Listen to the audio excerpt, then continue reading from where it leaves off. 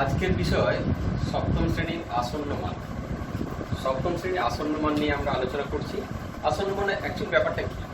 ধরো তুমি বাজারে গিয়ে দেখলে 4টি লেবুর জন্য 8 টাকা দিতে হয়েছে, তাহলে 4টি লেবুর দাম 8 টাকা। তাহলে তুমি সহজে হিসেব করতে পারবে একটা লেবুর দাম কত হবে। একটা লেবুর দাম হবে 2 টাকা, মানে 8/4 = 2 টাকা। পূর্ণ সংখ্যা পেয়ে যাবে। এবার বলছে 4টি লেবুর দাম যদি এটা পাল্টে দেওয়া হয়, 4টি লেবুর দাম 10 টাকা, তাহলে তখন একটা লেবুর দাম তুমি কত পাবে? 10/4 মানে 2 টাকা 50 পয়সা। এটাও পূর্ণ সংখ্যা 50 পয়সা, আমাদের ফ্র্যাকশনটা হলো 2.5। কিন্তু যদি এরকম হয় যে 7টা লেবুর দাম 3 টাকা, 7টি লেবুর দাম 3 টাকা, তাহলে তুমি কি করবে? তাহলে একটা লেবুর দাম তুমি কত বের করবে? 3/7 টাকা। এবার 3/7 মানে তুমি 3কে 7 দিয়ে ভাগ করবে, দশমিক পড়ে গেল, 0 হলো, 7 4 28 হলো, 2 থাকলো 20, দশমিক নেওয়া আছে, 7 2 14, 6 0 7 8 56, 4 40, 7 5 35, 5 0 7 7 49, এরকম করে ডট ডট চলতে থাকে। তাহলে আমরা দেখলাম যে 7টা লেবুর দাম যদি 3 টাকা বলে, তাহলে তুমি তাকে কত পয়সা দেবে? কত পয়সা দেবে? পয়সাটাকে আমরা টাকা বা পয়সা দশমিকের পর দুটো ডিজিট সাধারণত নেওয়া হয়। তাহলে 2 অঙ্ক পর্যন্ত যদি নিতে চাই, তাহলে 0.42 নেব। এবার 42 পয়সা দেবো না 43 পয়সা দেবো? যদি তুমি 42 পয়সা দাও, তাহলে কিছুটা কম পয়সা দেওয়া হয়ে গেল। যদি তুমি 43 পয়সা দাও, তাহলে কিছুটা পয়সা বেশি দেওয়া হয়ে গেল। তাহলে কিভাবে এটাকে আমরা সমাধান করব? তার জন্য একটা নিয়ম রয়েছে। সেই নিয়মটা কি? নিয়মটা হলো 0 1 2 3 4, এই ডিজিটগুলোর জন্য যা আছে তাই থাকবে, যা আছে তাই থাকবে। আর 5 6 7 8 9, এই ডিজিটগুলোর জন্য 1 বাড়বে। ব্যাপারটা কিরকম একটু বুঝিয়ে বলি। অর্থাৎ 0 থেকে আমাদের মোট এক অঙ্কের হচ্ছে 10টি ডিজিট রয়েছে, 0 থেকে 9 পর্যন্ত। 0 থেকে 9 এর মধ্যে দুটো ভাগে ভাগ করে নেয়, 0 থেকে 4 পর্যন্ত 5টা, আর 5 থেকে 9 পর্যন্ত 5টা। যদি দেখা যায় যে অঙ্ক পর্যন্ত তোমাকে আসন্ন মান নিতে বলেছে, তাহলে সে তার পরবর্তী সংখ্যাটা যদি 0 1 2 3 4 এর মধ্যে থাকে, তাহলে যা আছে কোনো পরিবর্তন হবে না। কিন্তু 4 এর থেকে বেশি 5 6 7 8 9 থাকলে কি করবে? 1 বাড়বে। এবার আমরা এটারই অ্যাপ্লিকেশন এখানে দেখি। 0.42 তুমি 2 দশমিক পর্যন্ত, তাহলে 3 এর 7, এই যে ভাগ করলাম 2 দশমিক পর্যন্ত আসন্ন মান, 2 দশমিক পর্যন্ত আসন্ন মান কত হবে? আসন্ন মান। আসন্ন মান কিন্তু তাকে আমরা প্রায় দ্বারা চিহ্নিত করব, প্রায় সমান চিহ্ন দেব না। আসন্ন মান ইজিক্যাল টু কত হবে না, এর পরে 0.42 আমি এখানে লিখছি, 0.42 2 পর্যন্ত নেব, 2 দশমিক, দশমিকের পরে 2 ঘর, তার পরবর্তী সংখ্যাটাকে একটু দূরে লিখলাম। তাহলে যত ঘর পর্যন্ত নেব, ঠিক তার পরের সংখ্যাটাকে আমরা লক্ষ্য করব। সেটা কত রয়েছে? 8। 8টা কোনটার মধ্যে পড়ছে? এইটার মধ্যে পড়ছে। এটার মধ্যে পড়লে কি হবে? 1 বাড়বে। কোথায় 1 বাড়বে? এখানে 1 বাড়বে। তাহলে যোগ হয়ে যাবে এইটা, মানে 0.01 যোগ হয়ে যাবে। তাহলে 0.43, অর্থাৎ এই 2 এর সঙ্গে 1 যোগ হয়ে যাবে। তাহলে আসন্ন মান আমরা 2 দশমিক পর্যন্ত বললে 0.43 আমরা পেয়ে যাব। ঠিক আছে? কারণ টাকা পয়সার হিসেবটা সাধারণত 2 দশমিক পর্যন্ত নিতে হয়। কিন্তু যদি তোমাকে এটাই বলতো যে আমরা 3 দশমিক পর্যন্ত আসন্ন মান, তাহলে 3 দশমিক পর্যন্ত আসন্ন মান হবে কত? 3 দশমিক পর্যন্ত আসন্ন মান, সেটা কত হবে না, আমরা নেব এই ঘর পর্যন্ত। তাহলে 0.428, তারপরের অঙ্কটাকে আমরা পরে একটু সরিয়ে লিখলাম।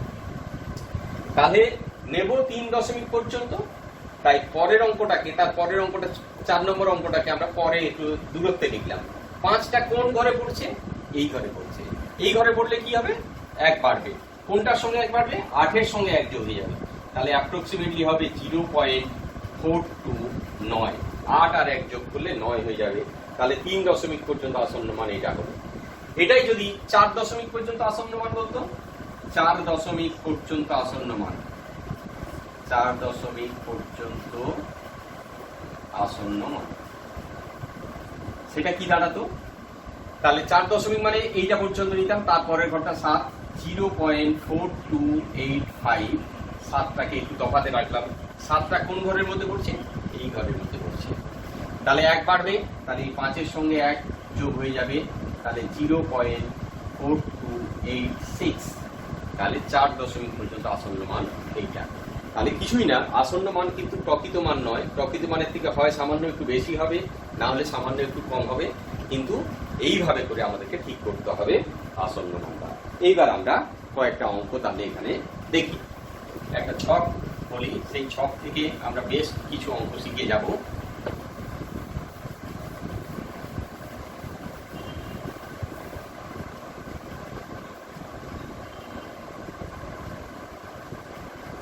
মূল সংখ্যা,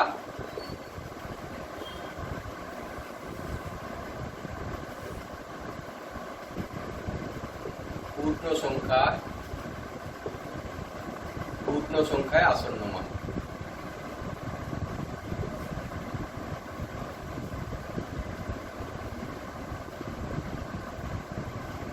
এক দশমিকে আসন্ন মান,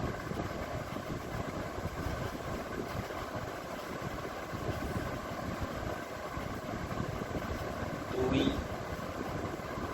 দশমিকে আসন্ন মান,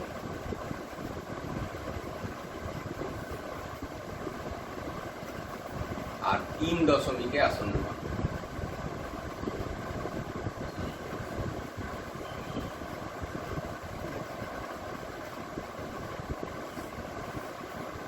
এখানে আমরা কয়েকটা সংখ্যা নিই। 49.87432, 85.12359, 92.75026,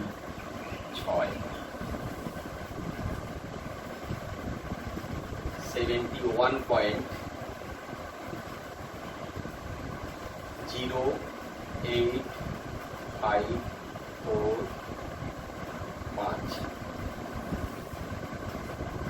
0.9978। এই সংখ্যাগুলো নেওয়া হবে। তাহলে পূর্ণ সংখ্যা, আমরা জানি দশমিকের আগে যেটা থাকে সেটা পূর্ণ সংখ্যা বলে। পূর্ণ সংখ্যাটা হচ্ছে, পূর্ণ সংখ্যা এইটা। তাহলে এই পূর্ণ সংখ্যায় আসন্ন মান। তাহলে 49টা আসন্ন মান কি হবে? আমরা বলেছি যখন যেই সংখ্যাটার আসন্ন মান দেখা হবে তার পরবর্তী সংখ্যাটা দেখতে হবে। তাহলে 49, তারপরে গিয়ে হয়েছে 8। পূর্ণ সংখ্যাটা 49, তার পরের অঙ্কটা হচ্ছে 8। তাহলে এই 8টা কোন সিরিজের মধ্যে পড়ছে? আমরা বলেছিলাম দুটো ভাগে ভাগ করা হয়েছে, 0, 1, 2, 3, 4। একটা ভাগ, এটা হচ্ছে যা আছে তাই থাকবে, যা আছে তাই। আর হচ্ছে 5, 6, 7, 8, 9, 1 বাড়বে। তাহলে 49, 8 সিরিজটা এর মধ্যে পড়ছে, তাহলে 1 বাড়বে। 1 বাড়বে মানে কার সঙ্গে যোগ হবে? 49-এর সঙ্গে 1 যোগ হবে। তাহলে এটা কত হলো? 50। তাহলে এটার আসন্ন মান হয়ে গেল 50। এবার আমরা আসছি 1 দশমিকে আসন্ন মান, মানে দশমিকের পরে একটা ডিজিট নেব। দশমিকের পরে একটা ডিজিট, কোনটা পর্যন্ত যাব? এইটা পর্যন্ত যাব। 1 দশমিক পর্যন্ত লিখি। তাহলে 49, তারপরে 1। আমরা 1 দশমিক পর্যন্ত ওই জন্য 7টাকে একটু তফাতে লিখলাম। তাহলে 7টা কোনটার মধ্যে আসছে? দ্বিতীয় সিরিজের মধ্যে আসছে। তাহলে 1 বাড়বে, তাহলে এটার সঙ্গে 1 যোগ হয়ে যাবে। তাহলে এইটা সমান অ্যাপ্রক্সিমেটলি কত হবে?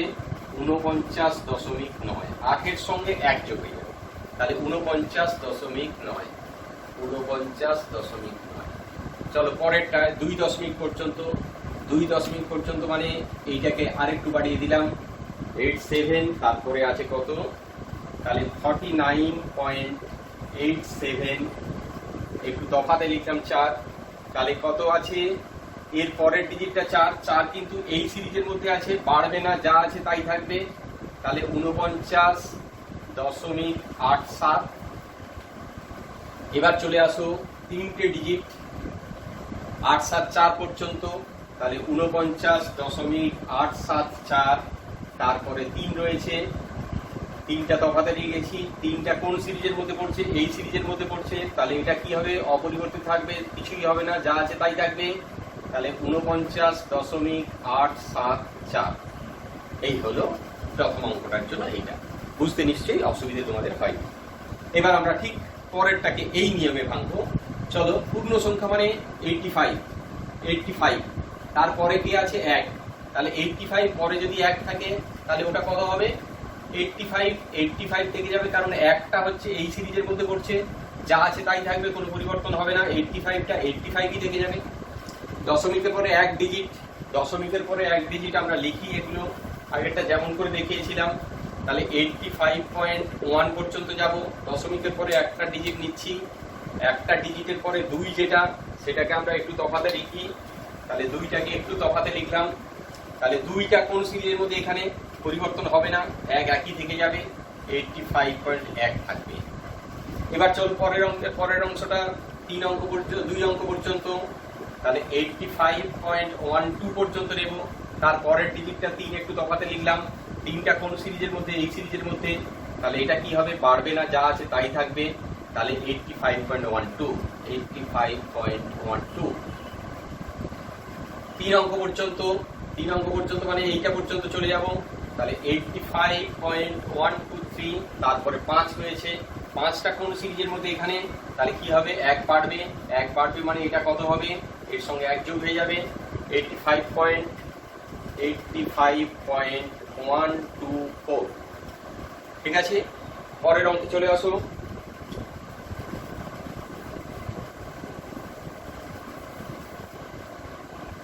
(92.7) আমরা পূর্ণ সংখ্যায় আসন্ন মান, তাহলে 92, তারপরে 7 রয়েছে, 7টা এই সিরিজের মধ্যে হলে 2 এর সঙ্গে 1 যোগ হয়ে যাবে, তাহলে এর সঙ্গে 1 যোগ হয়ে গিয়ে 93 হয়ে যাবে, তাহলে এটা হলো 93। এবার চলো দশমিকের পরে একটা ডিজিট, তাহলে 92.7, এখানে 5 একটা ডিজিট নিলে ঠিক তার পরের ডিজিটটা দেখতে হয় 5 পর্যন্ত, 5টা কোন সিরিজের মধ্যে, এখানে তাহলে এইটা যেহেতু 1 বাড়বে, তাহলে এর সঙ্গে 1 যোগ করে দেব, তাহলে 92.8 হবে, তাহলে এটা হবে 92.8। 2 ডিজিট পর্যন্ত নিলে 92.75, একটু তফাতে তৃতীয় ডিজিটটা তফাতে লিখলাম, তাহলে 0 রয়েছে, 0 মানে এটা কিছু বাড়বে না, এই অবস্থায় থেকে যাবে, 92.75 থেকে গেল। 3 ডিজিট পর্যন্ত যদি নিই, তাহলে 92.750, তারপরে রয়েছে 2টাকে আলাদা করে দিলাম, তাহলে 0-র পরে 2টা কোন সিরিজের মধ্যে, এইটা, তাহলে কি হবে, 2টা এই সিরিজের মধ্যে যা আছে তাই থাকবে, এটাই থেকে যাবে, 92.750, এই অবস্থা থেকে গেল। পরের অঙ্কে চলে আসো, 71.08 পূর্ণ সংখ্যা আসন্ন মান 71, তারপরে 0 রয়েছে বলে এই সিরিজের মধ্যে যা আছে তাই থেকে যাবে, তাহলে 71 থাকবে। এরপরে 0.0, দশমিকের পরে একটা ডিজিট, সেটার জন্য 71.0 পর্যন্ত নেব, 0, 1, 2, 3, 4, আর 5, 6, 7, 8, 9, 1 বাড়বে, আর এটা যা আছে তাই থাকবে। 71.0, দশমিকের পরে একটা ডিজিট, এর পরের সংখ্যাটা এখানে 8 কিন্তু এই সিরিজের মধ্যে পড়ছে, তাহলে এর সঙ্গে 1 যোগ হয়ে যাবে, এর সঙ্গে 1 যোগ হয়ে গেলে 71.1। 2 ডিজিট নিতে গেলে তাহলে এখানে 8 চলে এলো, তাহলে এখানে 5 থাকলো, 2 ডিজিট পর্যন্ত নেব, তাহলে 5টা কোন সিরিজের মধ্যে এখানে চলে এসছে, 1 বাড়বে, তাহলে 71.09 8-এর সঙ্গে লাস্ট ডিজিটের সঙ্গে 1 যোগ হয়ে যাবে 9। এবার যখন 3টে ডিজিট নেওয়া হবে 71.085, তারপরে আছে 4 কিন্তু এই সিরিজের মধ্যে যা আছে পরিবর্তন হবে না, 71.085। ঠিক আছে, পরেরটাই চলে আসো, 0.9978 পূর্ণ সংখ্যার ঘরে কিন্তু শূন্য রয়েছে, তার পরের ডিজিটটা কত রয়েছে, 0.9 মানে 9টা কিন্তু এই সিরিজের মধ্যে আছে, তাহলে এখানে 1 বাড়বে, 0-র সঙ্গে 1 বাড়লে কত হবে, 1 হয়ে যাবে, তাহলে পূর্ণ সংখ্যায় আসন্ন মান 1। এবার যদি বলে দশমিকের পরে 1 অঙ্ক পর্যন্ত আসন্ন মান, দশমিকের পরে 1 অঙ্ক পর্যন্ত আসন্ন মান, তাহলে 0.9 এটা 9, এইটা 9, ওটাও কিন্তু এই সিরিজের মধ্যে পড়ছে, এর সঙ্গে 1 যোগ হয়ে যাবে, তাহলে এর সঙ্গে 1 যোগ করলে এটা কত হলো, 10 হলো, কিন্তু 10টা তো দশমিক 10, তাহলে এটারও কি হবে 1.0 হয়ে যাবে। 9-এর সঙ্গে 0.9-এর সঙ্গে 1 যোগ, তাহলে সেটা কত হবে, 10 হবে, 10-এর জন্য 1টা কি হবে, দশমিকের আগে চলে আসবে, পূর্ণ সংখ্যা চলে আসবে 1.0। এবার যদি 2 দশমিক পর্যন্ত বলে 0.99 পর্যন্ত 7 নিলাম, তাহলে এটা 7টা এই সিরিজের মধ্যে আছে, এর সঙ্গে 1 যোগ হয়ে যাবে, এর সঙ্গে যখনই 1 যোগ হবে তাহলে এটা যোগ করলে 100 হয়ে গেল, তাহলে 1.00 হয়ে যাবে, 1.00। ঠিক তার পরের ঘরে চলে যাও, এটা 3 দশমিক পর্যন্ত যখন নেব তখন হবে 0.997, তারপরে 8 1 যোগ হয়ে যাবে 0.998। তাহলে আমরা এইটা আসন্ন মান কেমন করে নির্ণয় করতে হয়, এর নিয়মটাকে আমরা ভালো করে বুঝলাম। 0 থেকে 4 পর্যন্ত যা আছে তাই কোনো পরিবর্তন হবে না, কিন্তু এইটা কোথায় দেখবো না, যত ঘর পর্যন্ত তোমাকে আসন্ন মান নিতে বলেছে তার পরবর্তী ঘরে যদি এই নম্বর ডিজিটগুলো থাকে তাহলে পরিবর্তন হবে না, আর তার পরবর্তী ঘরে যদি এই ডিজিটগুলো থাকে তাহলে 1 করে বাড়তে থাকবে। হয়েছে? এবার চলো আমরা কয়েকটা সংখ্যা দেখি যাদের লক্ষ একক, সহস্র একক বা শতক এককে তাদের আসন্ন মান নির্ণয় করতে হবে, সেরকম কয়েকটা অঙ্ক আমরা দেখে নিই।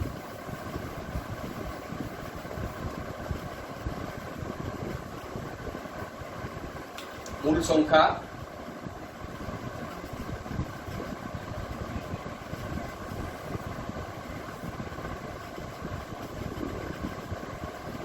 লক্ষ এককে আসন্ন মান,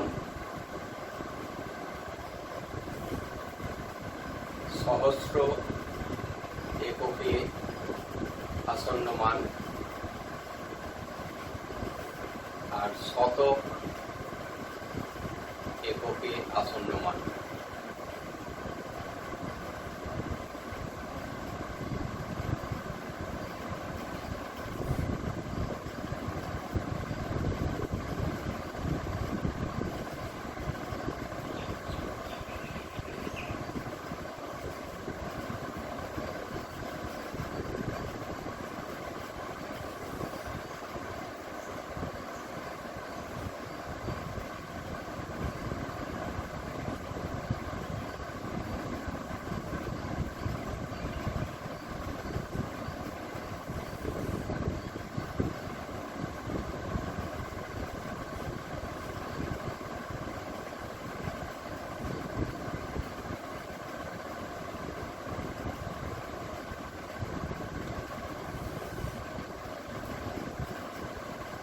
মূল সংখ্যা এইটা 7টা ডিজিট, একক, দশক, শতক, হাজার, অযুত, লক্ষ। আমরা যদি উপরে লিখে ফেলি একক, দশক, শতক, হাজার, অযুত, লক্ষ। লক্ষের ঘরে কিন্তু 2টো ডিজিট রয়েছে, 49।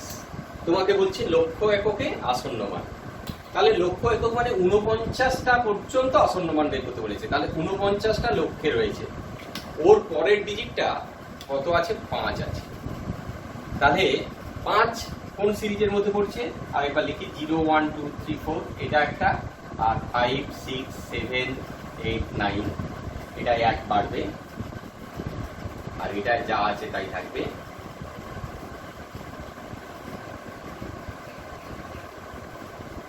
তার মানে 5টা এই সিরিজের মধ্যে পড়ছে, 1 বাড়বে, 1 বাড়বে মানে এর সঙ্গে 1 যোগ হয়ে গেল, তাহলে কত হলো? 50 হলো। তাহলে এখানে আমরা লক্ষ এককে কত হলো? 50 লক্ষ হলো। বুঝছে? এবার আমরা বলছি এর পরেরটা আছে সহস্র এককে, একক, দশক, শতক, হাজার। সহস্র মানে হাজার। তাহলে কত দূর পর্যন্ত যাব? এইটা পর্যন্ত যাব। তাহলে সহস্র যখন দেখবো 4958, তারপরে কি আছে? 0 আছে। সহস্র কিন্তু এইটা, তাহলে তারপরে 0 রয়েছে, 0টা এই সিরিজের মধ্যে আছে, তাহলে এটার কোনো পরিবর্তন হবে না, 4958 পর্যন্তই থাকবে। 4958 পর্যন্তই থাকবে। তাহলে এটা হচ্ছে 50 লক্ষ। লক্ষ এককে মানে 50 লক্ষ, কিন্তু তারপরের ঘরগুলো 0000 থেকে যাবে, মানে লক্ষে লিখলে 50। তাহলে এখানে 4টে, 1 2 3 4, ঠিক আছে, 50, 5টা 0, এইটা 50 লক্ষ। এটারও ক্ষেত্রে 4958, তারপরে কোনো পরিবর্তন হবে না, সহস্র এককে আসন্ন মান। এরপরে কিন্তু কটা ডিজিট থাকবে? 3টে ডিজিট। এবার চলো তারপরে শতক একক। শতকটা কত দূরে আছে? এখানে রয়েছে, তাহলে শতকটা এখান পর্যন্ত। তাহলে 49580, তারপরে 9 রয়েছে, তাহলে 9টা এই সিরিজের মধ্যে আছে, তাহলে এটার সঙ্গে 1 যোগ হয়ে যাবে। 1 যোগ হলে কত হবে? 49581, তারপরে কিন্তু 2 শূন্য থেকে যাবে। তাহলে এত শতক। একই রকম ভাবে এখানে চলে আসবে। লক্ষ মানে এইটা, তারপরে কি রয়েছে? 6 রয়েছে, তাহলে এটার সঙ্গে 1 যোগ হয়ে যাবে, তাহলে কত হবে? 39, 1 2 3 4 5। পরেরটা কত না? সহস্র একক এইটা পর্যন্ত, তাহলে 386 7 এর পরে কিন্তু 4 কিন্তু কোন সিরিজের মধ্যে? এখানে পরিবর্তন হবে না, তাহলে এটা কত হবে? 67, তারপরে 3টে 0 থেকে গেল।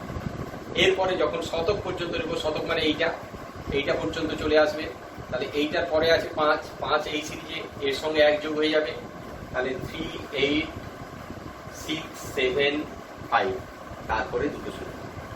এটাই চলে আসো। 7238 আছে, তাহলে লক্ষ মানে এইটা, এরপরে 3 রয়েছে, পরিবর্তন হবে না, তাহলে 72, 5টা 0 হয়ে গেল। এরপরে সহস্র পর্যন্ত মানে 8 পর্যন্ত যাবে, এইটা পর্যন্ত যাবে, তারপরে 2 আছে, পরিবর্তন হবে না, 723800। এরপরে শতক পর্যন্ত মানে এইটা পর্যন্ত, ওর পরে 5 রয়েছে, 1 যোগ হয়ে যাবে, তাহলে 723800। এই হচ্ছে আসন্ন মান। কিছুটা আইডিয়া তোমাদের হলো, বাড়িতে বাকি অঙ্কগুলো একটু চেষ্টা করবে, ঠিক আছে? আশা করি তোমাদের অসুবিধাগুলো